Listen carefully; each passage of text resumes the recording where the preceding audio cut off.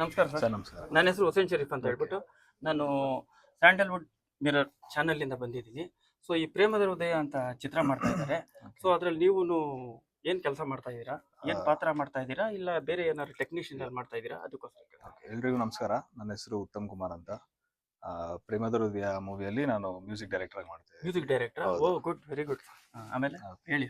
Music director ಮಾಡ್ತಾ ಇದ್ದೀನಿ. ನಮ್ಮ ಹೀರೋ ವಿಘ್ನೇಶ್ ಅವರು ಮಾಡ್ತಿದ್ದಾರೆ. ಅವರು ಒಂದು ಆಲ್ಮೋಸ್ಟ್ ನನಗೆ ಒಂದು 8 to 9 years ಇಂದ ಪರಿಚಯ ಇದೆ. ಸೊ ಅವ್ರದ್ದು ಫಸ್ಟ್ ಸ್ಟೆಪ್ಪಿಂದನೂ ನನಗೆ ತುಂಬ ಪರಿಚಯ.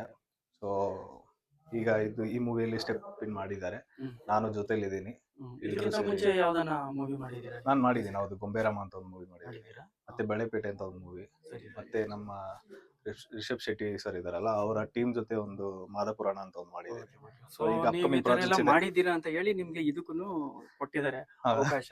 ತುಂಬಾ ಒಳ್ಳೇದಾಗ್ಲಿ.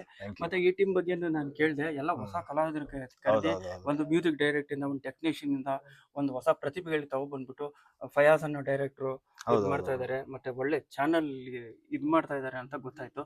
ಸೊ ಅದಕ್ಕೆ ನಿಮ್ಗೆ ಭೇಟಿ ಮಾಡಕಂತ ಬಂದೆ. ತುಂಬಾ ಥ್ಯಾಂಕ್ಸ್ ಸರ್. ಇದಕ್ಕೆ ಒಳ್ಳೇದಾಗ್ಲಿ. ನೀವು ಮ್ಯೂಸಿಕ್ ಎಲ್ಲ ಚೆನ್ನಾಗಿ ಒಳ್ಳೆ ತಗೊಳ್ಳಿ.